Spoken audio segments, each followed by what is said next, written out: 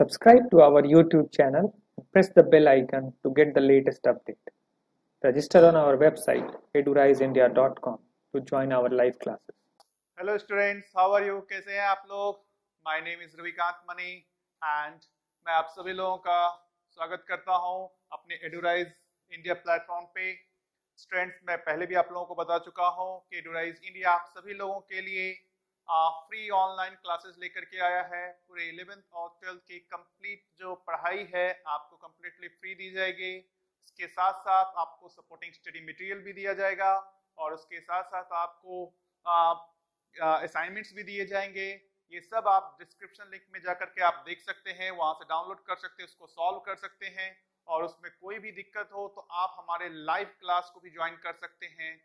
So students, please हमारे इस platform को, इस यूट्यूब चैनल को ज्यादा से ज्यादा लाइक करें, शेयर करें, सब्सक्राइब करें कि ज्यादा से ज्यादा स्टूडेंट्स इस प्लेटफॉर्म का लाभ उठा सके। सो स्टूडेंट्स, आज हम लोग न्यूटन्स लॉज ऑफ मोशन के बहुत सारे एप्लीकेशन देखेंगे। हम लोगों ने जो इनिशियल 3 लेक्चर्स थे उसमें हमने बहुत सारे कंसेप्ट सीखे बट क्वेश्चंस बहुत कम सॉल्व किया था। तो आज हम लोग उन सारे कंसेप्ट्स को कैसे अप्लाई करते हैं प्रॉब्लम्स में वो सीखने वाले हैं। तो आपने यदि वो पहले के लेक्चर्स नहीं देखे हैं तो प्लीज आप उसको देख लें, है ना। तो हम लोग आज समझने वाले हैं कि आज हम लोग किस तरीके से न्यूटन्स लॉज ऑफ मोशन को हम क्वेश्चंस में अप्लाई करेंगे। तो इसलिए आप हमारा हेडिंग देखेंगे। So this heading is working with Newton's laws of motion. So how to apply Newton's laws of motion in any problem, this we are going to discuss today. And the first step is decide the system. So before solving to the problem, you have to decide the system. So what do you mean by the system? What do you mean by the system? The first step is to decide the system on which the laws of motion are to be applied. So you may have 1 block, 2 block, 3 blocks, or the blocks and the strings. So now you have to decide what is your system. You are taking one body as your single system or 2 bodies as a combined a single system. So this is your first step.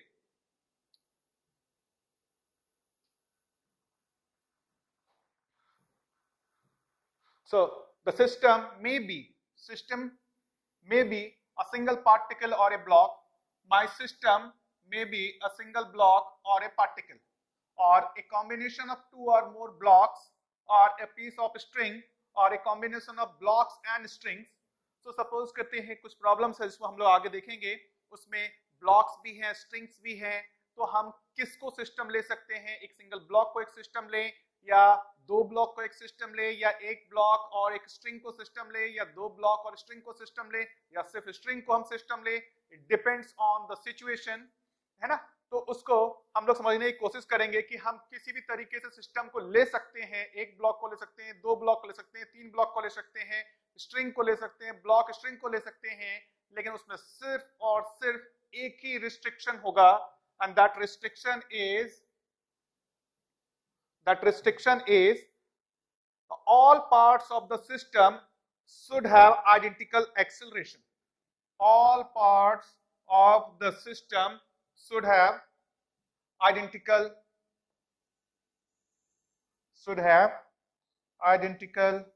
acceleration.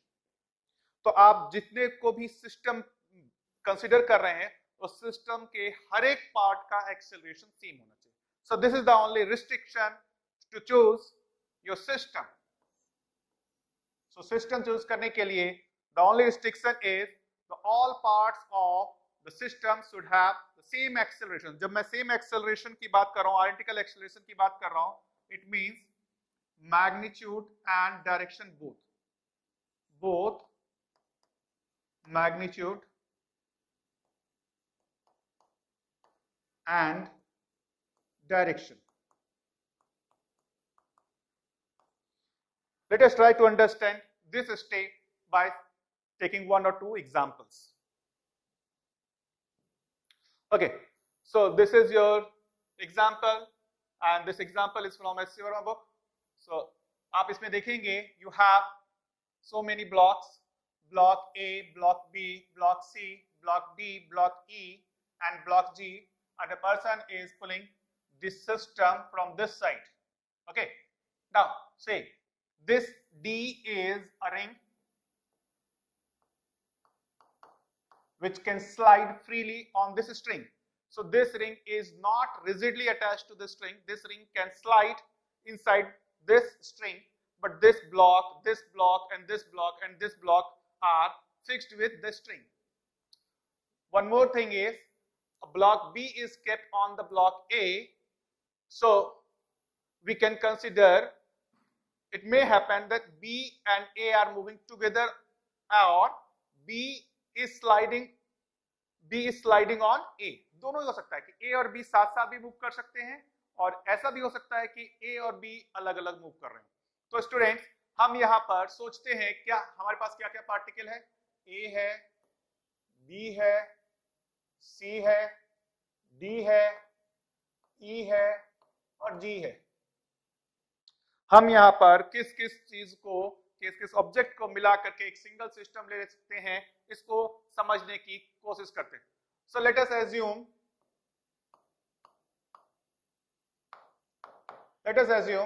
A and B is moving together. Okay, there is no slipping between A and B. So if you see कि A और B का जो combined acceleration होगा इधर की ओर, वही acceleration C का होगा इधर की ओर. आप देखेंगे वही एक्सेलरेशन G का भी होगा इधर की ओर. आप यदि ठीक से देखें तो ये एक सिंगल स्ट्रिंग से कनेक्टेड है. ये ब्लॉक यदि 1 सेंटीमीटर से इधर शिफ्ट होगा तो ये भी ब्लॉक 1 सेंटीमीटर से इधर की ओर शिफ्ट होगा. इस E का भी एक्सेलरेशन का मैग्नीट्यूड तो वही होगा जो इसका होगा, बट डायरेक्शन डाउनवर्ड होगा. So we cannot say the acceleration of C and E are same because their directions are different, but their magnitudes are same. So we can consider A plus B plus C plus G as a system. हम इसको एक single system ले सकते हैं. हम चाहे तो A plus B plus C को एक सिंगल सिस्टम ले सकते हैं, और हम A प्लस B को भी एक सिंगल सिस्टम ले सकते हैं, या फिर सिर्फ C को एक सिंगल सिस्टम लिया जा सकता है, या फिर G को एक सिंगल सिस्टम ले सकते हैं. तो इन सब में से किसी भी कॉम्बिनेशन में हम सिस्टम ले सकते हैं, क्योंकि A, B, C, G इन सब का एक्सेलरेशन सेम है. एक्सेलरेशन सेम कहने का मतलब उसका मैग्नीट्यूड और डायरेक्शन दोनों ही सेम है. यदि मेरा A और B के बीच में स्लिपिंग हो रहा होता, देन उस केस में हम A और B को एक सिंगल सिस्टम कंसीडर नहीं कर पाते. राइट स्टूडेंट्स, मैं फिर से बोल दे रहा हूं कि यदि A और B के बीच में स्लिपिंग हो रही होती तो हम A और B को एक सिंगल सिस्टम नहीं ले पाते. गुड. एक दूसरा एग्जांपल लेते हैं. जैसे यहां पर आपका दिया हुआ है 3 ब्लॉक्स हैं, 2 kg, 3 kg, 5 kg, और ये एक फ्रिक्शनलेस सरफेस पे रखा हुआ है, और आप इस साइड से 30 न्यूटन का फोर्स लगा रहे हैं. सो स्टूडेंट्स, आप यदि इस प्रॉब्लम को देखें तो ये तीनों ब्लॉक एक साथ मूव कर रहे होंगे. आप इधर से धक्का दे रहे हैं तो 2 kg, 3 kg and 5 kg block सब के सब एक साथ मूव कर रहे होंगे. इसका मतलब ये तीनों ब्लॉक्स का एक्सेलरेशन सेम होगा. ये तीनों ब्लॉक्स का एक्सेलरेशन सेम होगा. सो अब हम अपने यदि सिस्टम की बात करें तो we can consider 2 kg plus 3 kg plus 5 kg as a single system. ये प्लस का मतलब वो स्केलर प्लस मैं कह रहा हूं, ये तीनों को मिला करके हम एक सिंगल सिस्टम ले सकते हैं। और we can consider 2 kg and 3 kg as a single system, or we can consider 3 kg and 5 kg as a single system, or in a different way we can consider only 2 kg as a single system, or 3 kg as a single system, or 5 kg as a single system. So हम इन सब में से कोई भी किसी भी को अपना सिस्टम कंसिडर कर सकते हैं। 2 kg, 3 kg, 5 kg को कंबाइंड वे में हम अपना सिस्टम बना सकते हैं, या 2 kg और 3 kg को एक सिंगल सिस्टम ले सकते हैं, या 3 kg और 5 kg को एक सिंगल सिस्टम ले सकते हैं, या सिर्फ 2 kg को अपना सिस्टम ले सकते हैं, या सिर्फ 3 kg को अपना सिस्टम ले सकते हैं, या सिर्फ 5 kg को अपना सिस्टम ले सकते हैं। सो अब स्टूडेंट्स, अब ये बात आएगी, आप पूछेंगे कि सर हम कैसे डिसाइड करेंगे क्या सिस्टम लेना चाहिए नहीं लेना चाहिए। तो जब हम और भी क्वेश्चन सॉल्व करेंगे तो वहां हमें को पता चलेगा कि कौन सा सिस्टम लेना चाहिए जिससे हमारा प्रॉब्लम सॉल्व करना इजी हो जाएगा। तो हम लोग जब क्वेश्चन सॉल्व करने जाएंगे तब हमें इस तरीके से पता चलना शुरू होगा कि भाई क्या सिस्टम लेना चाहिए, राइट। एक तीसरा एग्जांपल लेते हैं कि एक पुली है और इससे 3 मासेस कनेक्टेड है इस तरीके से। तो यदि आप यहाँ पर ठीक तरीके से समझें तो यहाँ पर ये मास का एक्सेलरेशन यदि a डाउनवर्ड है तो इसका भी एक्सेलरेशन a डाउनवर्ड होगा, और ये एक ही स्ट्रिंग से कनेक्टेड है तो इसका एक्सेलरेशन सेम मैग्नीट्यूड में होगा लेकिन डायरेक्शन अपवर्ड होगा, राइट। यदि मैं इसको 1 कहूं, इसको 2 कहूं और इसको 3 कहता हूं, देन आप बताइए क्या क्या मैं सिस्टम ले सकता हूं। We can consider 1 and 2 as a single system। हम 1 और 2 को एक सिंगल सिस्टम बना सकते हैं। हम 2 और 3 को एक सिंगल सिस्टम एज्यूम नहीं कर सकते। क्यों नहीं कर सकते? क्योंकि दोनों के एक्सेलरेशन का मैग्नीट्यूड सेम है लेकिन डायरेक्शन डिफरेंट है। सो हम उस दोनों बॉडी को एक कंबाइंड सिस्टम के जैसा ट्रीट नहीं करेंगे, राइट। हाँ, हम 2 को अलग सिस्टम एज्यूम कर सकते हैं, 3 को अलग सिस्टम एज्यूम कर सकते हैं, 1 को अलग सिस्टम एज्यूम कर सकते हैं, 1 and 2 को एक कंबाइंड सिस्टम एज्यूम कर सकते हैं, लेकिन 1 और 3 को नहीं कर सकते, 2 और 3 को नहीं कर सकते। गुड। सो होपफुली स्टूडेंट्स आपको ये समझ में आ गया होगा कि सिस्टम कैसे चूज किया जाता है। सिर्फ और सिर्फ एक ही रिस्ट्रिक्शन है सिस्टम चूज करते समय कि सिस्टम के अंदर जितने भी पार्टिकल्स, जितने भी बॉडीज को आपने लिया है उन सब का एक्सेलरेशन सेम होना चाहिए। Now the second step is, जो भी आपने सिस्टम कंसीडर किया है, ड्रॉ एफबीडी, जो भी आपने सिस्टम कंसीडर किया है उस सिस्टम का एफबीडी ड्रॉ करना। एफबीडी का फुल फॉर्म क्या हुआ? Free body diagram. ना ये स्टेप बहुत इंपॉर्टेंट है। जो आप स्टेप्स सीख रहे हैं ये सारे स्टेप्स बहुत इंपॉर्टेंट है। हर एक स्टेप्स को यदि हम बहुत माइन्यूटली देखेंगे तो हमारे जो क्वेश्चन सॉल्व करना बहुत इजी हो जाएगा। तो ये जो दूसरा स्टेप है कि एफबीडी ड्रॉ करना, एफबीडी का मतलब क्या है इसको अपन समझने की कोशिश करते हैं कि once the system is decided, make a list of the forces acting on the system.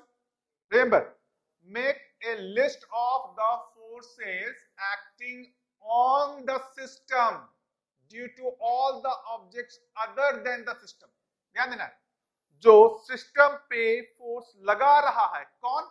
System को छोड़ के बाकी जो सराउंडिंग्स होंगे, वो जो फोर्स इस सिस्टम पे लगा रहे होंगे, हमारे को उनकी लिस्ट बनानी चाहिए, है ना।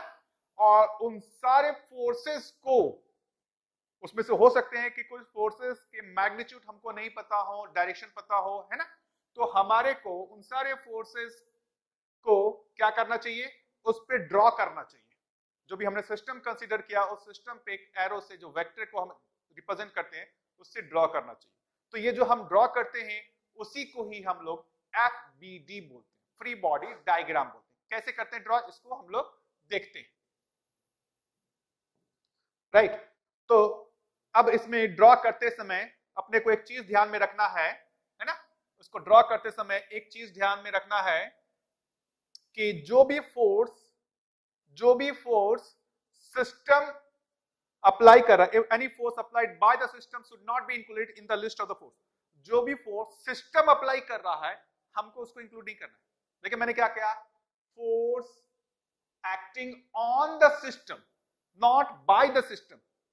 तो जो सिस्टम अप्लाई कर रहा है वो सिस्टम के फ्री बॉडी डायग्राम में नहीं आएगा, सिस्टम पे जो अप्लाई हो रहा है वही उसके फ्री बॉडी डायग्राम में आएगा। ये हमारे को इंपॉर्टेंट पॉइंट है जिसको अपने को ध्यान रखना चाहिए।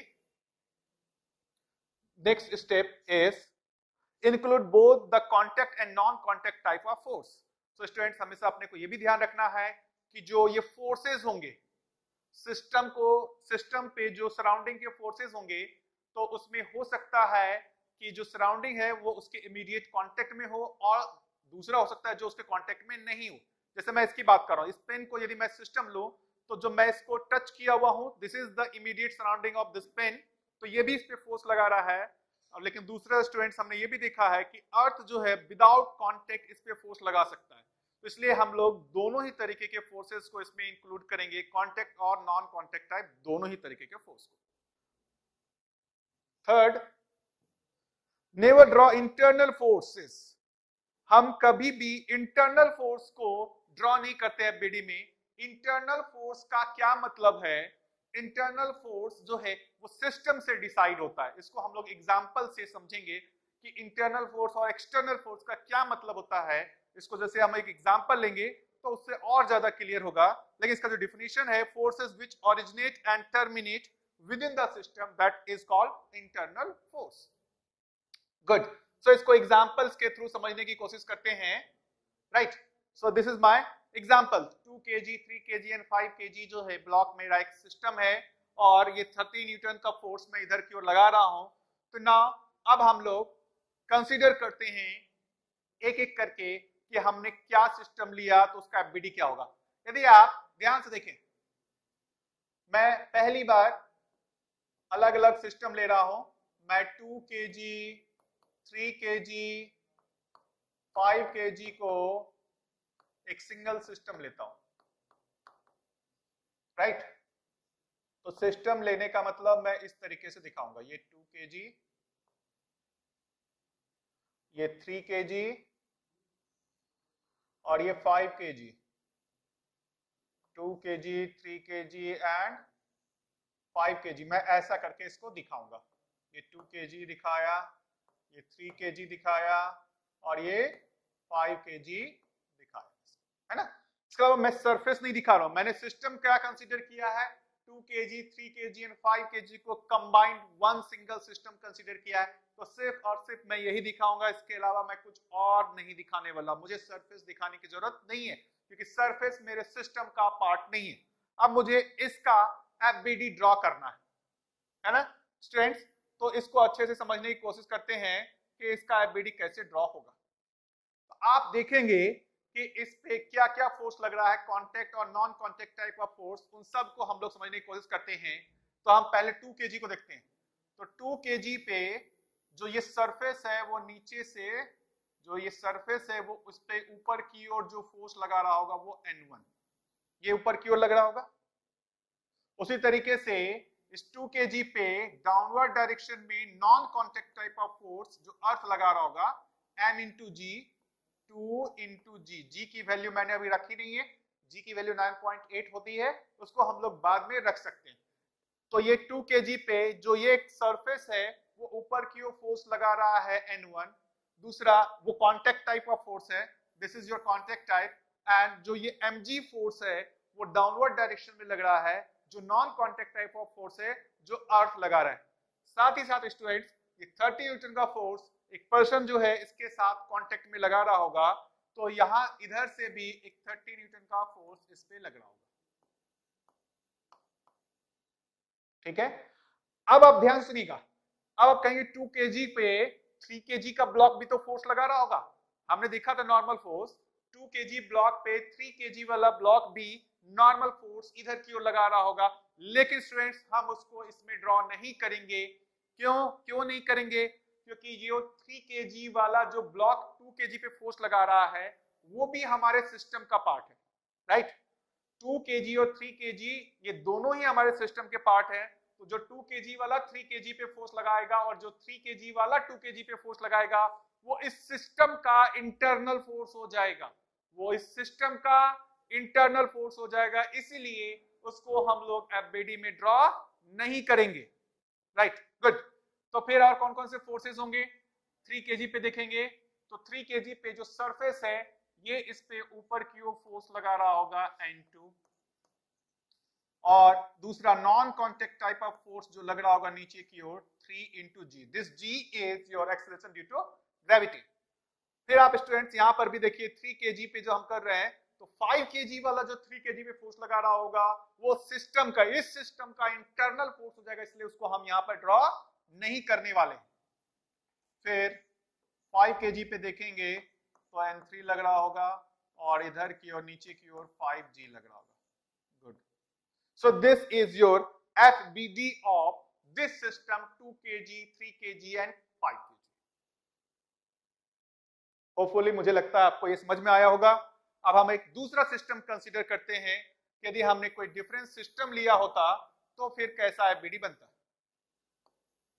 लेट अस से हम लोग 2 kg एंड 3 kg को एक सिंगल सिस्टम लेते हैं। 2 kg and 3 kg as a single system. This is my system, this is my system. तो जब हम सिस्टम की बात कर रहे हैं तो हमारे को सिर्फ और सिर्फ किसको ड्रॉ करना चाहिए, ऐसा ड्रॉ करना चाहिए 2 kg एंड 3 kg को इस तरीके से। सिर्फ मैं 2 kg एंड 3 kg को ड्रॉ करूंगा, मैं 5 kg को इसके साथ नहीं ड्रॉ करूंगा, ना ही सरफेस ड्रॉ करूंगा, कुछ भी ड्रॉ नहीं करने वाला। अब मैं इसका यदि एफबीडी बनाने की कोशिश करूं तो ध्यान दें कि इस 2 kg से स्टार्ट करते हैं। इस पे क्या क्या फोर्स लग रहा होगा, तो एक तो जो यहाँ पर सरफेस है वो सरफेस ऊपर की ओर फोर्स लगा रहा होगा, दैट इज N1, और अर्थ जो non contact type of force है वो जो नीचे की ओर फोर्स लगा रहा होगा वो 2G डाउनवर्ड, और जो एक एक्सटर्नल एजेंट है फोर्स लगा रहा होगा दैट इज 30 न्यूटन। फिर आप 3 kg पे आएंगे तो 3 kg पे जो सरफेस ऊपर की ओर फोर्स लगा रहा होगा वो N2, एंड जो ग्रेविटी का फोर्स लग रहा होगा 3G डाउनवर्ड, और जो ये 2 kg और 3 kg आपस में एक दूसरे से फोर्स लगा रहे होंगे वो इस सिस्टम का इंटरनल फोर्स हो जाएगा, तो उसको हम लोग यहां पर ड्रॉ नहीं करेंगे। लेकिन स्टूडेंट्स अब आप समझिए कि 5 kg हमारा सिस्टम का पार्ट नहीं है, तो 5 kg वाला जो इस 3 kg पे फोर्स लगा रहा होगा वो इस सिस्टम के लिए एक्सटर्नल फोर्स हो जाएगा। स्टूडेंट ध्यान सुने, जो यहां पर 5 kg वाला 3 kg पे फोर्स लगा रहा था वो इस सिस्टम के लिए इंटरनल फोर्स था, लेकिन अभी जो 5 kg वाला 3 kg पे फोर्स लगाएगा वो इस सिस्टम के लिए एक्सटर्नल फोर्स हो जाएगा, इसलिए हम उस फोर्स को यहां पर ड्रॉ करेंगे। ये फोर्स होगा N, इसको कह सकते हैं नॉर्मल फोर्स बिटवीन 3 एंड 5। ये इधर की ओर क्यों लगेगा ये मैं पहले बता चुका हूं कि नॉर्मल फोर्स हमेशा क्या करता है, पुश करता है। तो 5 kg वाला 3 kg को इधर की ओर पुश कर रहा होगा, 3 kg वाला 5 kg को इधर की ओर पुश कर रहा होगा। सो स्टूडेंट ये 3 kg वाला जो 5 kg पे फोर्स लगा रहा है उसको हमको नहीं ड्रॉ करना है, सिस्टम पे जो फोर्स लग रहा है उसको अपने को ड्रॉ करने की जरूरत है। सो 2 kg और 3 kg वाले ब्लॉक्स जो आपस में फोर्स लगा रहे हैं वो सिस्टम का इंटरनल फोर्स हो गया, लेकिन 3 kg और 5 kg वाला जो फोर्स जो लग रहा है नॉर्मल फोर्स वो इस सिस्टम के लिए एक्सटर्नल फोर्स है और इस सिस्टम के लिए इंटरनल फोर्स है। इसलिए हमने इस फोर्स को, इस नॉर्मल फोर्स को यहां ड्रॉ नहीं किया था, लेकिन यहां पर हम उस नॉर्मल फोर्स को ड्रॉ कर रहे हैं। गुड स्टूडेंट्स, बहुत केयरफुली सारे स्टेप्स को अच्छे से समझना है। आप हो सके तो फिर से खुद से ड्रॉ करें और उसको मैच करें, जो मैंने एफबीडी बनाया है उससे आपका वो मैच करता है या नहीं करता है। हमारे को बहुत सारे कंफ्यूजन रहते हैं कि कैसे ड्रॉ करना चाहिए, नहीं करना चाहिए, इसलिए मैं बहुत तरीके के सिस्टम लेकर के उसको बताने की कोशिश कर रहा हूं। अब मान लेते हैं किसी स्टूडेंट्स ने बोला कि नहीं मैं 3 kg और 5 kg को अपना सिस्टम लेना चाहता हूं, 3 kg and 5 kg as a system, this is my system। तो स्टूडेंट्स हमको करना क्या है, सिर्फ और सिर्फ 3 kg और 5 kg को ड्रॉ करना है, ना तो 2 kg को ड्रॉ करेंगे और ना ही सरफेस को ड्रॉ करेंगे। Right, so this is my system. System को छोड़ के बाकी जो भी चीजें हैं हम उसको ड्रॉ नहीं करने वाले हैं। अब एक एक करके देखते हैं इस पे क्या क्या फोर्स लग रहा है। तो पहली बात तो स्टूडेंट्स, क्या ये 30 न्यूटन हम इस सिस्टम पे ड्रॉ करेंगे कि नहीं करेंगे? बहुत सारे स्टूडेंट्स हैं उनको क्या लगता है ये 30 न्यूटन मैं इस पे लगा रहा हूं तो वही 30 न्यूटन इस पे भी लग रहा होगा, इस पे भी लग रहा होगा। ऐसा नहीं है। 30 न्यूटन का फोर्स कोई एक्सटर्नल एजेंट 2 kg वाले ब्लॉक पे लगा रहा है, वो 3 kg वाले ब्लॉक पे 30 न्यूटन का फोर्स नहीं लगा रहा है। 30 जो 3 kg वाले ब्लॉक पे फोर्स कौन लगा रहा होगा? ये 2 kg वाला ब्लॉक फोर्स लगा रहा होगा। सो ये 30 न्यूटन इस सिस्टम पे ड्रॉ नहीं होगा, राइट? तो इस सिस्टम के लिए जो 2 kg का ब्लॉक 3 kg पे जो फोर्स लगाएगा वो इस सिस्टम का एक्सटर्नल फोर्स हो जाएगा। क्यों हो जाएगा? क्योंकि 2 kg का ब्लॉक हमारे सिस्टम का पार्ट नहीं है, वो सिस्टम से अलग है, मतलब वो सराउंडिंग का पार्ट है। तो वो जो फोर्स लगा रहा है उसको हमको इसमें ड्रॉ करना चाहिए। सो 2 kg वाला ब्लॉक जो 3 kg पे फोर्स लगाएगा, लेट अस से मैं उसको N23 कहता हूं। N23 रिप्रेजेंट करता है normal force between 2 kg and 3 kg। इस फोर्स को जो 2 kg और 3 kg के बीच में जो फोर्स लग रहा होगा उसको हम लोग नॉर्मल फोर्स कहते हैं, जिसको मैं पहले ही डिफाइन कर चुका हूं और उसको मैं रिप्रेजेंट कर रहा हूं N23 से। फिर और जो फोर्स लग रहा होगा 3 kg पे ग्राउंड सरफेस से, ये फोर्स लग रहा होगा N2। ग्रेविटी का फोर्स लग रहा होगा 3G। इधर की ओर फोर्स लग रहा होगा N3। ग्रेविटी का फोर्स लग रहा होगा 5G। और 3 kg और 5 kg का जो फोर्स है N35, वो इस सिस्टम के लिए इंटरनल फोर्स हो जाएगा, इसीलिए हम उसको यहां ड्रॉ नहीं करने वाले। सो स्टूडेंट्स, क्विक मैं कुछ और तरीके से बताऊंगा कि जल्दी से आप लोग सिर्फ 2 kg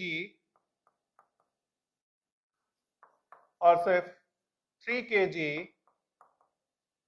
एंड सिर्फ 5 kg को इंडिविजुअल सिस्टम लेकर के उसका एफबीडी ड्रॉ करके बताएं। तो एक स्टूडेंट्स,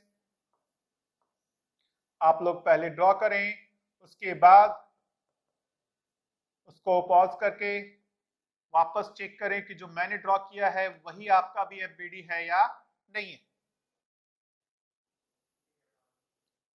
तो 2 kg का मैं ड्रॉ कर देता हूं। इधर से 30 न्यूटन का फोर्स लग रहा होगा, इधर की ओर ऊपर की ओर N1 लग रहा होगा, इधर नीचे 2G लग रहा होगा, और इधर से जो 3 kg वाला लगा रहा होगा वो N23, ये भी इसके लिए एक्सटर्नल हो जाएगा। 3 kg का ड्रॉ करूंगा तो इधर से N23 होगा, इधर से N35 होगा, इधर से ऊपर की ओर N2 होगा, और इधर नीचे की ओर 3G होगा। मैं यदि 5 kg का ड्रॉ करूं तो इधर से फोर्स N35 होगा, ऊपर की ओर N3 होगा, नीचे की ओर 5G होगा। सो ये हमारा एफबीडी होगा। आप इसको अच्छे से एक बार देख लें, कहीं पर भी कोई भी दिक्कत हो उसको फिर से रिवाइज करें, इसको समझें, है ना? क्योंकि ये स्टेप हमारे आगे जो भी प्रॉब्लम सॉल्व करना है उसके लिए बहुत बहुत इंपॉर्टेंट स्टेप कहलाता है free body diagram. Good, hopefully मुझे लगता है आपको अलग अलग सिस्टम के लिए समझ में आया होगा। मैं अलग अलग कर देता हूं कि ये मेरा सिस्टम 1 ऐसा था, फिर इस तरीके से हमने सॉल्व किया था, फिर ये एक अलग सिस्टम था, ये अलग है और ये अलग है। तो हमने बहुत सारे सिस्टम देखे हैं। पहला सिस्टम 2 kg 3 kg 5 kg को कंबाइंड देखा था, फिर दूसरा 2 kg और 3 kg को सिस्टम देखा था, फिर तीसरा 3 kg एंड 5 kg को एज ए सिंगल सिस्टम देखा था, फिर सिर्फ 2 kg को अपना सिस्टम देखा था, फिर सिर्फ 3 kg को अपना सिस्टम देखा, और फिर सिर्फ 5 kg को अपना सिस्टम देखा, और सबके एफबीडी को हमने ड्रॉ किया। Right, good. सो हम लोग अब आगे बढ़ते हैं और कुछ और एग्जांपल्स कंसीडर करते हैं। मैं ये वाला एग्जांपल देता हूं, तो इसका हम लोग डिसाइड करते हैं कि सिस्टम हम क्या क्या ले सकते हैं, और जो सिस्टम हम कंसीडर करेंगे उसके अकॉर्डिंगली हमको क्या क्या एफबीडी ड्रॉ करना चाहिए। तो स्टूडेंट्स, मैंने ये बताया था कि मैं इसको ऐसे नाम देता हूं, इसको ए नाम देता हूं, इसको बी नाम देता हूं, और इसको सी नाम देता हूं। तो हमने बताया था कि हम ए और बी को एक सिंगल सिस्टम मान सकते हैं, A plus B as a system, A plus B as a system, और इस स्ट्रिंग को भी हम उसमें इंक्लूड कर रहे हैं, A plus B block plus string one, string one मैं ये कर string one, and this we call as string 2. We are assuming strings are massless and frictionless for the time being, है ना.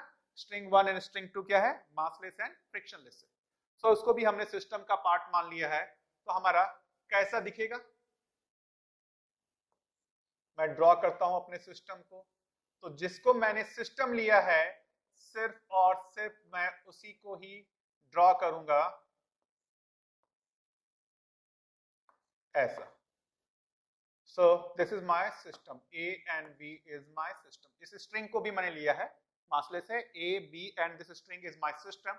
तो सिर्फ मैं इसको ही ड्रॉ कर रहा हूं, बाकी और किसी भी चीज को मैंने ड्रॉ नहीं किया है, क्योंकि वो सिस्टम का क्या होगा, सिस्टम से बाहर का पार्ट होगा, या उसको हम सराउंडिंग कर सकते हैं. राइट. अब हम इस सिस्टम का एबिलिटी ड्रॉ करने की बात करते हैं. यदि हम इस सिस्टम का एबिलिटी ड्रॉ करें तो देखते हैं क्या क्या फोर्स लग रहा होगा. पहली बात तो ये स्ट्रिंग जो है वो इस सिस्टम का पार्ट है, तो ये स्ट्रिंग जो फोर्स लगा रहा होगा ए और बी पे, वो इस सिस्टम का इंटरनल फोर्स हो जाएगा. तो उसको हम एफबीडी में ड्रॉ नहीं करेंगे. फिर से मैं कह रहा हूं, स्ट्रिंग वन जो है वो सिस्टम का ही पार्ट है ना. तो वो ए और बी पे जो फोर्स लगाएगा वो हमारे सिस्टम का पार्ट हो गया. तो उसका हम वो जो फोर्स ए और बी पे लगा रहा होगा उसको हम लोग बिल्कुल भी ड्रॉ नहीं करने वाले. लेकिन स्ट्रिंग 2 जो है वो हमारे सिस्टम का पार्ट नहीं है, तो वो जो बी पे फोर्स लगाएगा, वो हमारे सिस्टम का पार्ट नहीं है. तो वो उसको हम लोग क्या करेंगे, एफबीडी में इंक्लूड करेंगे. ठीक है.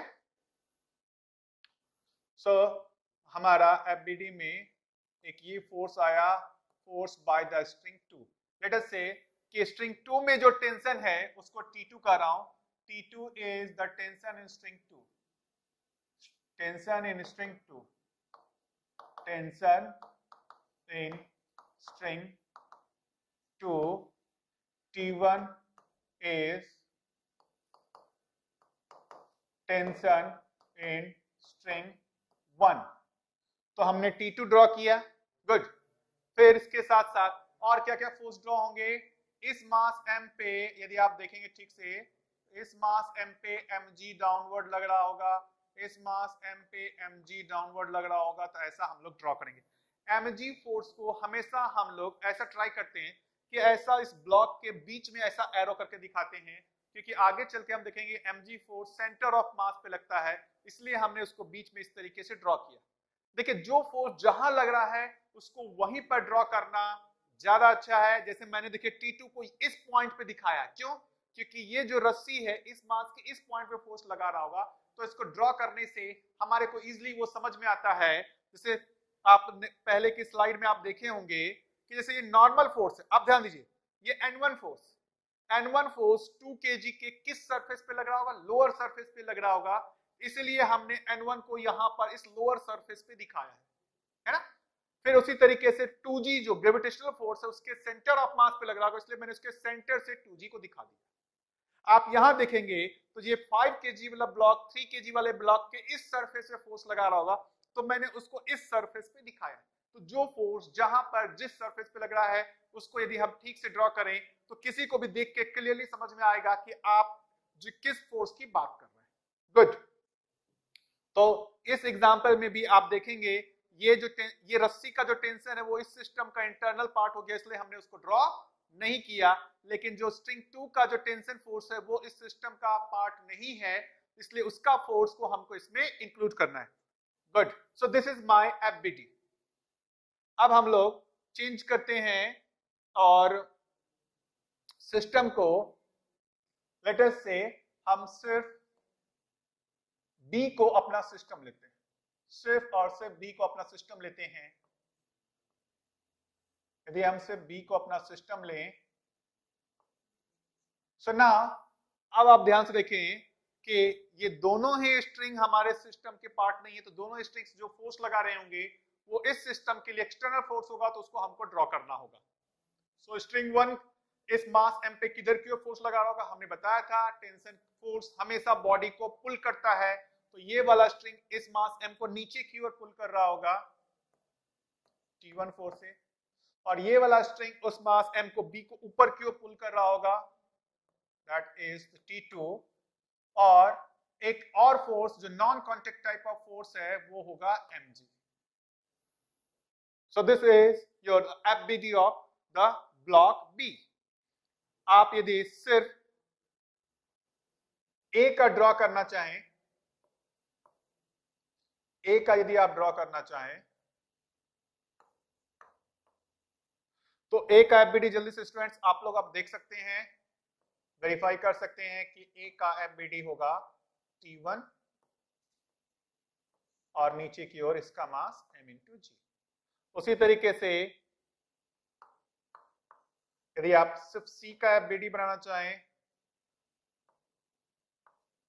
तो C का FBD क्या बन जाएगा, T2 ऊपर की ओर लग रहा होगा, वो स्ट्रिंग 2 मास m C ब्लॉक पे ऊपर की ओर फोर्स लगाएगा, तो इसलिए हम इसको कहेंगे T2 और नीचे की ओर mg, राइट। सो होपफुली अब आपको समझ में आ रहा होगा कि FBD कैसे बनाया जाता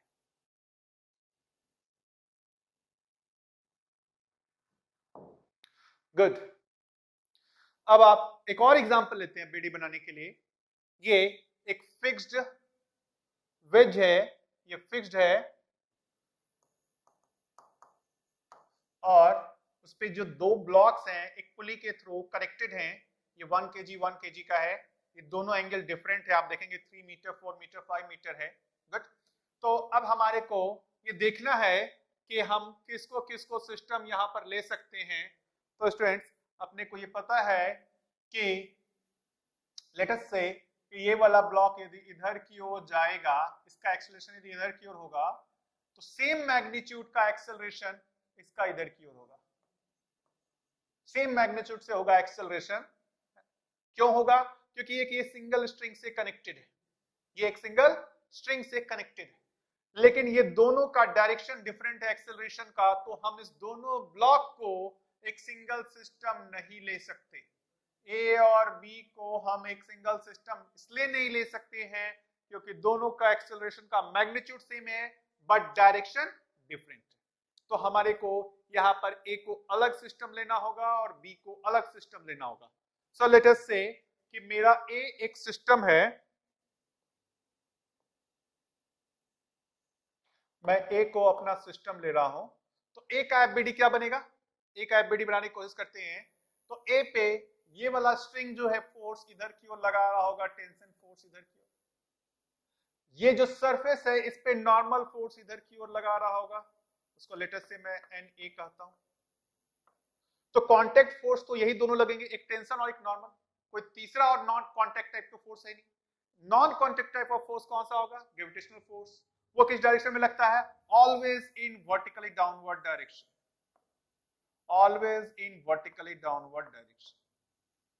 सो वो इधर डाउनवर्ड लग गया, this is the FBD of block A. उसी तरीके से हम लोग ब्लॉक बी का एफबीडी बनाने की कोशिश करते हैं।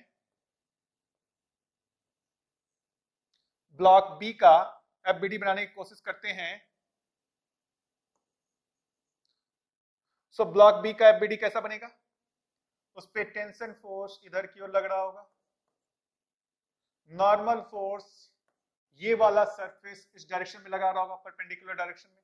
लेट अस से उसको मैं एन बी से रिप्रेजेंट करता हूं। यही दो नॉन, ये कांटेक्ट टाइप ऑफ फोर्स में, तीसरा non contact type of force vertically downward direction में होगा, वो कितना होगा, mass of B into g. Good, okay.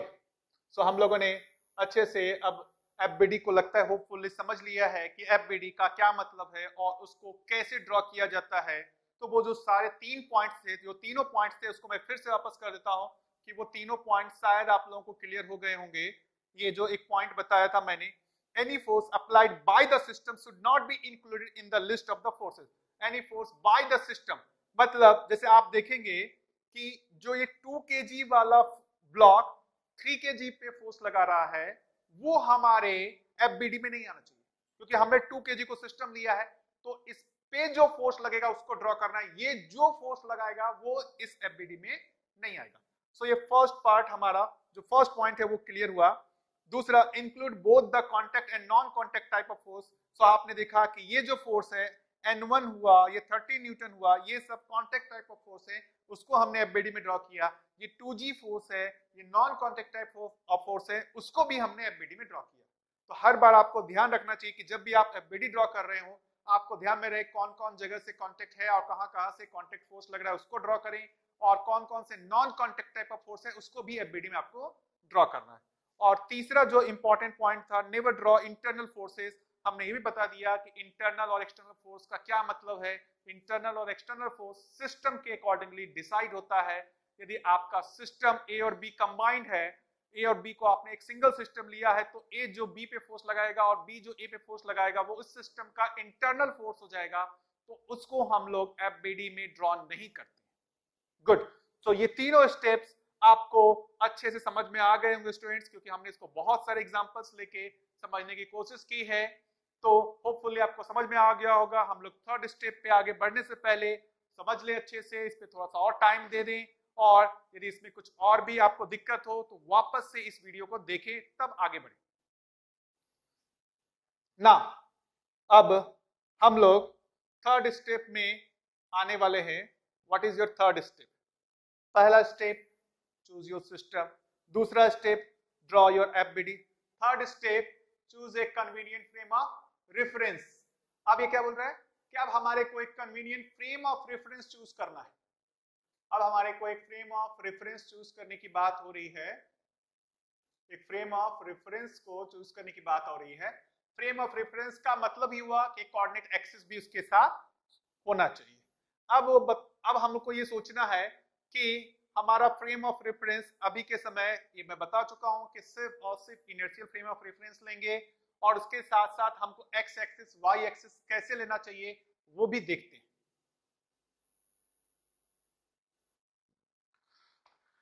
अब देखिए, if the forces are coplanar, only 2 axes say X and Y taken in the plane of the forces are needed.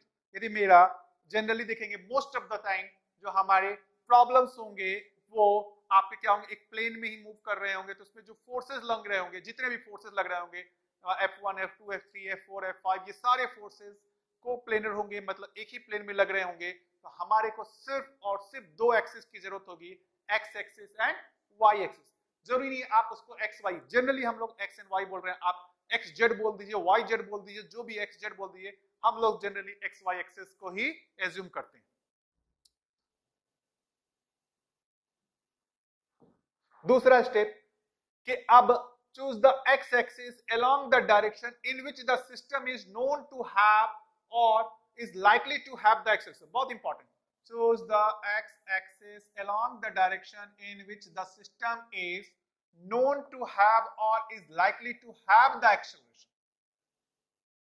तो जिस direction, जिस बॉडी का एक्सेलरेशन जिस डायरेक्शन में है, आप सबसे बेटर रहेगा एक्स एक्सिस उसी डायरेक्शन में एज्यूम करें, और उसके परपेंडिकुलर डायरेक्शन में वाई एक्सिस को चूज करना है।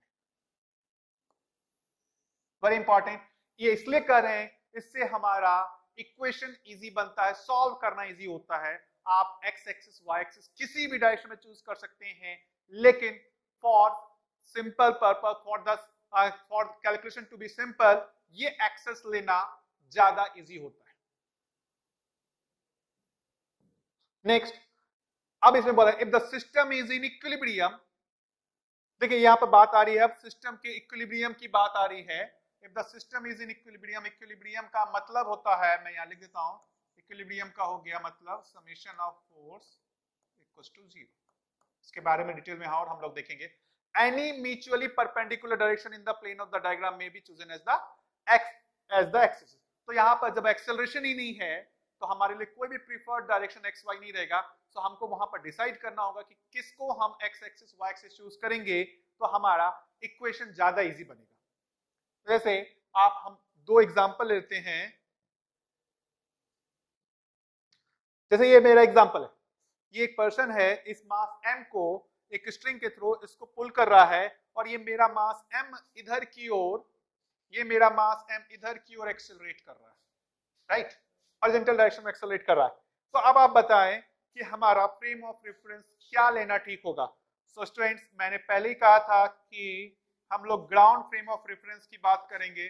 सो this is my ground frame, a person attached with the ground और a person at rest on the ground.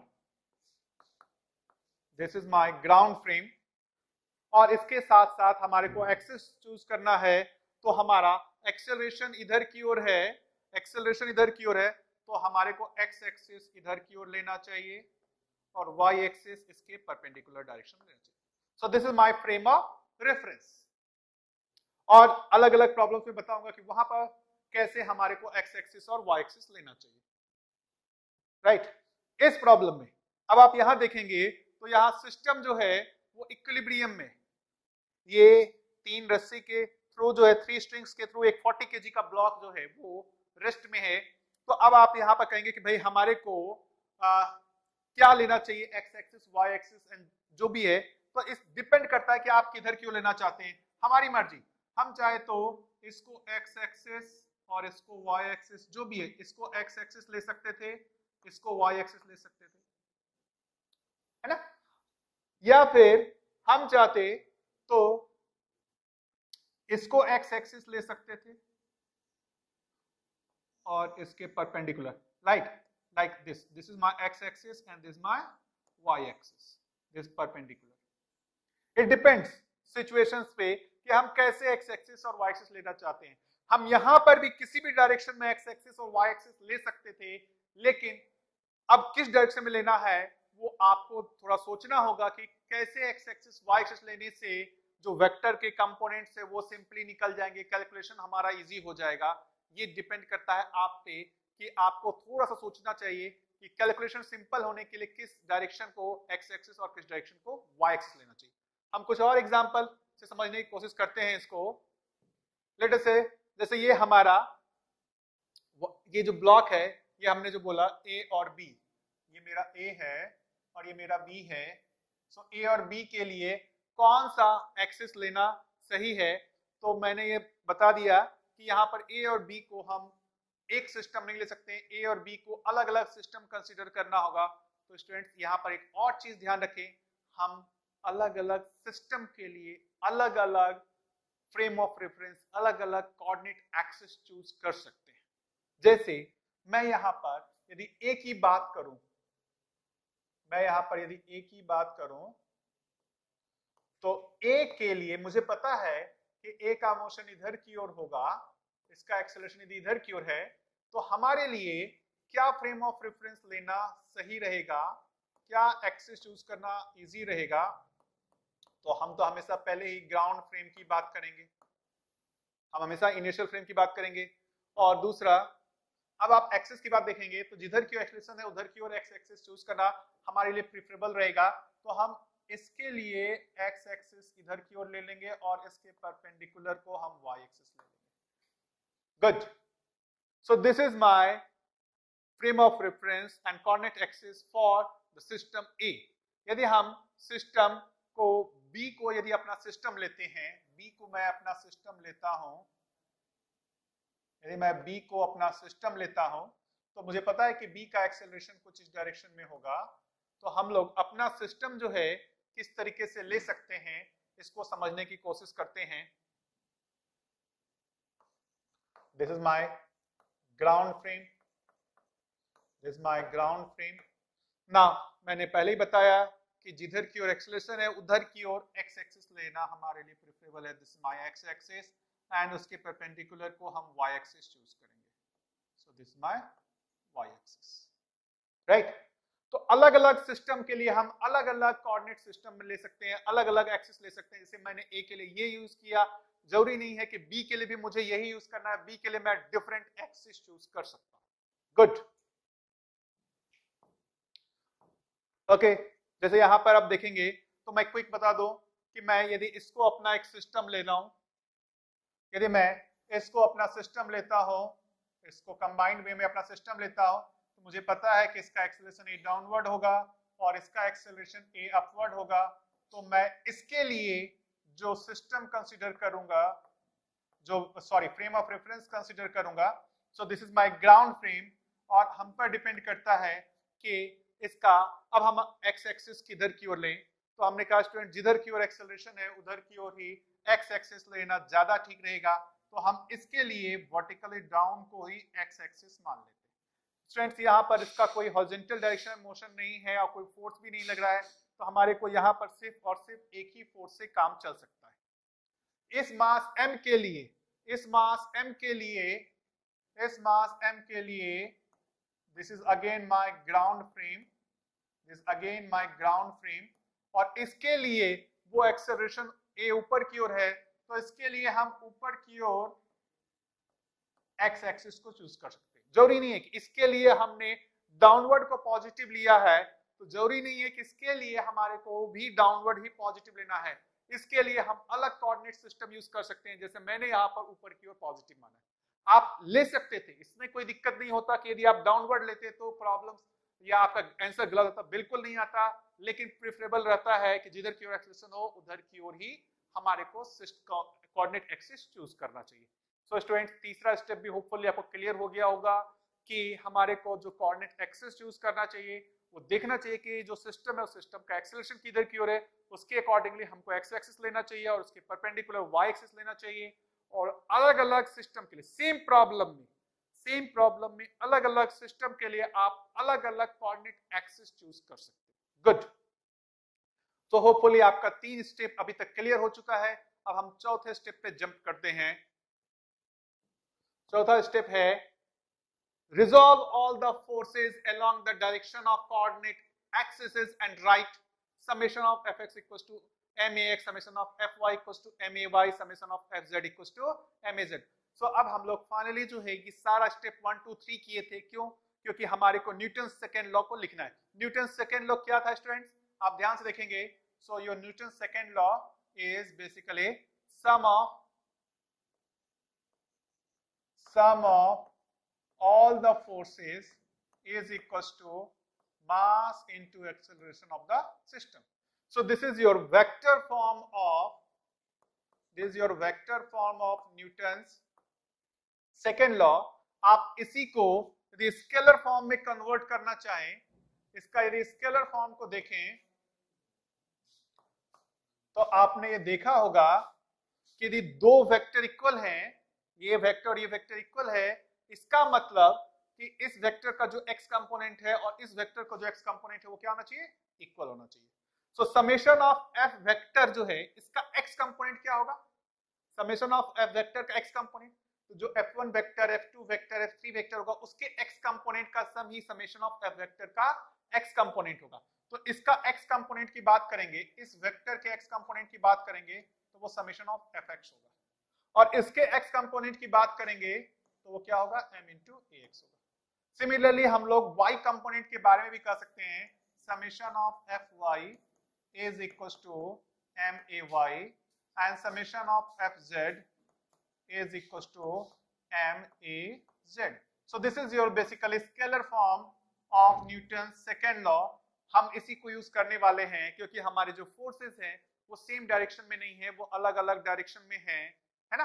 तो इसके लिए हमारे लिए बेटर है कि जो हमने कोऑर्डिनेट्स एक्सिस चूज किया उस एक्स एक्सिस और वाई एक्सिस में जितने भी फोर्सेस लग रहे हैं उन सबको रिजॉल्व करके, जो एक्स डायरेक्शन में फोर्सेस है उन सब जो कंपोनेंट्स हैं उन सबको ऐड करके उसको किसके इक्वल लिख देंगे?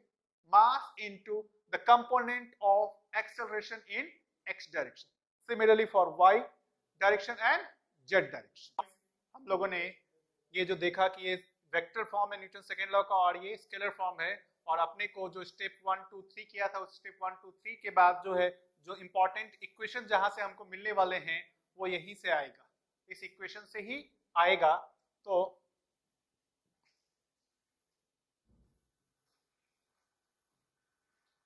अब कुछ और इंपॉर्टेंट जो हमारे को पॉइंट्स हैं उसको अपन लोग को ध्यान रखना चाहिए, और उसको हम लोग क्वेश्चंस पे आगे आने से पहले इसको हम लोग थोड़ा समझ लेते हैं कि ma वेक्टर जो आप ये देखे हैं न्यूटन सेकेंड लॉ में, summation of f vector is equals to ma vector. सो कुछ स्टूडेंट्स कहते हैं कि ma को मैं राइट हैंड साइड में ma फोर्स लगा देता हूं, ma vector is not a force, यही बता रहा है, ma vector is not a force, वो फोर्स नहीं है, वो क्या है, वो vector sum of all the forces है, right.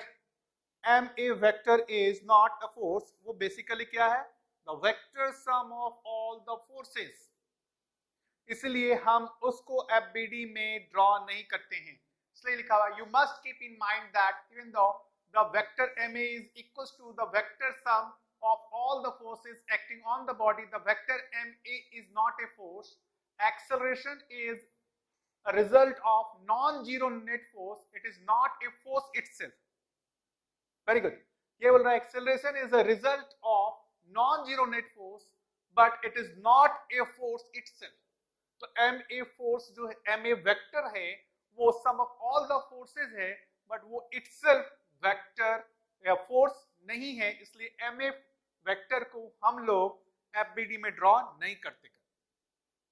It is a common sense to think that there is a force of acceleration, that pushes you back into your seat when you accelerate forward from rest. तो जैसे आप car में हैं या bike में हैं, जैसे कार में मान लेते हैं आप पीछे की ओर बैठे हुए हैं और कार रेस्ट में है, आप कार का जैसे ही एक्सीलरेटर वो दबाता है आप पीछे की ओर ऐसा झुक जाते हैं, आपको लगता है कि पीछे की ओर कोई फोर्स लगा, ये गलत है, पीछे की ओर हमारे कोई फोर्स नहीं लगा है, एक्चुअली में हुआ क्या है, कार एक्सेलरेट किया है और आप रेस्ट में ही हैं, इसलिए कार के रिलेटिव में आप पीछे की ओर गए हैं, इसलिए वो एग्जांपल समझा रहा है कि जब when that pushes you back into your seat when you accelerate forward from rest, but there is no such force, there is no such force, instead your inertia causes you to tend to stay at rest relative to the earth, आप rest में रहना चाहते हैं, and the car accelerates around you, तो car accelerate करता है और आप रेस्ट में रहते हैं, इसलिए आप जो है अपने पोजीशन पे ही है, आपको कोई फोर्स पीछे की ओर धक्का नहीं दे रहा है, ऐसा आपको लगता है कि जैसे आप कार में बैठे हुए हैं और एक्सेलरेट किया तो आपको पीछे की ओर धक्का लगा, किसी ने फोर्स लगाया, नहीं, ऐसा कहना ही गलत है कि आपको पीछे की ओर धक्का लगा, किसी ने कोई धक्का नहीं लगाया है ना, इसको थोड़ा ठीक से समझिएगा students. The common sense confusion arises from trying to apply Newton's second law where it is not valid, ये इसलिए होता है क्योंकि आप कार के फ्रेम में चले जाते हैं, तो कार के फ्रेम में आप जो पीछे की ओर एक्सेलरेट करते हैं तो आपको लगता है कि पीछे की ओर कोई फोर्स लगा होगा, क्योंकि आप यहीं पे कंफ्यूजन में आपको आ गया कि यदि एक्सेलरेशन है तो फोर्स होना चाहिए, वो किस चीज के लिए वैलिड है, इनर्शियल फ्रेम के लिए वैलिड है, आप कार के फ्रेम में जाकर के यदि ये कहना चाहे कि मैं कार के रिलेटिव में एक्सेलरेट किया तो मुझे मेरे पर पीछे की ओर कुछ फोर्स लगना चाहिए, गलत हो गया, क्योंकि कार नॉन इनर्शियल फ्रेम है और उस फ्रेम में Newton's laws of motion valid नहीं है। सो स्टूडेंट्स, इसको अच्छे से आपको मैं कहूंगा कि फिर से इसको अच्छे से सोचें समझे कि मैं क्या कहना चाह रहा हूं, डेली लाइफ में जो आप समझते हैं उसमें आपको कंफ्यूजन हो सकता है कि आप पे कुछ फोर्स लग रहा है, बट बेसिकली वहां पे कोई फोर्स नहीं लग रहा होता है, आप यदि इनर्शियल फ्रेम से देखने जाएंगे तो आप रेस्ट में ही हैं, कार एक्सेलरेट हुआ। नाउ कुछ और चीज, if necessary you can go to step 1, choose another object as the system, repeat step 2 3 4 to get more equations। तो हमने बताया कि पहले आपने एक सिस्टम लिया, उस सिस्टम के लिए पहला step, second step, third step, fourth step किया, फिर आप एक दूसरा सिस्टम कंसीडर कर सकते हैं, वहां से first step, second step, third step, fourth step करेंगे तो आपको एक डिफरेंट इक्वेशंस बनेंगे। तो आपको डिपेंड करता है क्वेश्चंस पे कि कितने सिस्टम आपको कंसीडर करने चाहिए, कितने इक्वेशंस बनाने चाहिए, और फिर आपके इक्वेशंस आ जाएंगे तो इक्वेशंस को फिर आप मैथमेटिकली कैसे सॉल्व किया जाए वो आपको सोचना होगा। दूसरा एक और चीज इंपॉर्टेंट है, the magnitude of acceleration of different objects in a given situation are often related through kinematics, often related through kinematics।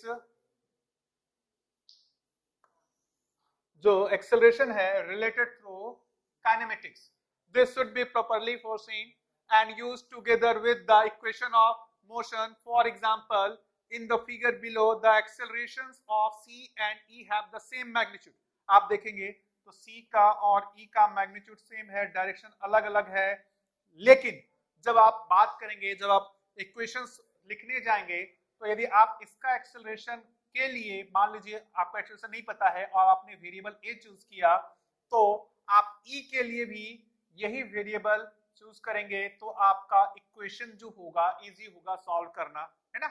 आप यहाँ ऐसे कर देंगे A1 और A2, तो आपके इक्वेशन ज्यादा हो जाएंगे, लेकिन आपको यदि इजीली देखेंगे यहाँ पर एक ही स्ट्रिंग है, तो ये जितना जाएगा ये भी उतना ही जाएगा, इसलिए हमको ये दोनों का एक्सप्रेशन ए एज्यूम करना चाहिए। इस रिलेशन को हम लोग कंस्ट्रेंड रिलेशन भी बोलते हैं, कंस्ट्रेंड रिलेशन, जिसके बारे में हम लोग आगे देखेंगे कि प्रॉब्लम सॉल्व करने के लिए जो ये आपका एल्गोरिथम मैंने बताया, न्यूटन्स जो आपका पहला सिस्टम बनाना, सिस्टम का एफबीडी बनाना, फिर कोऑर्डिनेट एक्सिस चूज करना, फिर फोर्थ स्टेप फोर्सेस को रिजॉल्व करना और इक्वेशन लिखना, उस सब से कुछ इक्वेशंस आएंगे, सेट ऑफ इक्वेशंस आएंगे, बट उसके साथ साथ आपको प्रॉब्लम सॉल्व करने के लिए कभी कभी आपको कंस्ट्रेंट रिलेशन की भी जरूरत पड़ेगी। तो वो कंस्ट्रेंट रिलेशन कितने तरीके के होते हैं उसके बारे में हम लोग आगे देखेंगे। स्टूडेंट्स, ये जो अभी तक हम लोगों ने पूरा का पूरा देखा है, आज का अभी तक का जो लेक्चर है, उसको मैं कहूंगा students please please please SC Verma book से आप फिर से पढ़ें। एससी वर्मा बुक से आप देखेंगे तो पेज नंबर 64 टू 67 जो है, इन सब चीजों के बारे में काफी डिटेल में बात किया गया है और बहुत अच्छे तरीके से समझाया गया है। इनफैक्ट आप ये फिगर भी देखेंगे तो आपको वहां पर मिलेगा, क्योंकि मुझे बहुत अच्छा फिगर लगा एससी वर्मा का, इसलिए मैंने इसको पिक किया यहाँ से। तो आप इन सारे चीजों को फिर से अच्छे से एससी वर्मा से एक बार, दो बार, तीन बार पढ़ें, और उसके बाद जो है आप नेक्स्ट लेक्चर में मेरे से आए, जहां पर मैं जो स्टेप्स हैं उसको मैं एक एक करके कैसे प्रॉब्लम्स में अप्लाई किया जाता है वो करना आपको सिखाऊंगा। सो स्टूडेंट्स, मैं फिर से कहता हूं कि आज का जो हमारा पूरा लेक्चर था, हम किस तरीके से प्रॉब्लम को सॉल्व करेंगे या हमारा अप्रोच क्या होगा, उसमें स्टेप्स क्या क्या होंगे, हमने उसमें बहुत डिटेल में हर एक स्टेप को समझा। तो अब अभी तक हम लोगों ने क्वेश्चंस में इसको अप्लाई करके नहीं देखा है, नेक्स्ट लेक्चर में हम लोग इसको क्वेश्चंस को अप्लाई करके देखेंगे, है ना। तो उससे पहले मैंने आपको बता दिया कि आप इसको एक बार पढ़ लें एससी वर्मा बुक से। तो डियर स्टूडेंट्स, आज का लेक्चर मैं यहीं पर एंड करता हूं, और नेक्स्ट लेक्चर से मैं इसके एप्लीकेशन पे आऊंगा, वहां पर सारे स्टेप्स को फॉलो करूंगा। तो डियर स्टूडेंट्स, आपको लिए मैं फिर से कह रहा हूं कि ज्यादा से ज्यादा स्टूडेंट्स जो हैं कनेक्ट हो सकें और वो इसका बेनिफिट ले सकें। तो इसके लिए आप हमारे यूट्यूब चैनल को प्लीज लाइक करें, शेयर करें, सब्सक्राइब करें। स्टूडेंट्स, इस लेक्चर के साथ मैं कोई असाइनमेंट नहीं दे रहा हूं, लेकिन जो आपका नेक्स्ट लेक्चर होगा उसके साथ मैं आपको असाइनमेंट दूंगा, उसमें बहुत सारे क्वेश्चंस होंगे, आप उसको सॉल्व करेंगे, और उसके बाद यदि कोई भी दिक्कत होगा तो आप मुझसे लाइव क्लास में उसको डिस्कस कर सकते हैं। Okay students, thank you, we will meet again in next lecture. Subscribe to our YouTube channel and press the bell icon to get the latest update. Register on our website eduriseindia.com to join our live classes.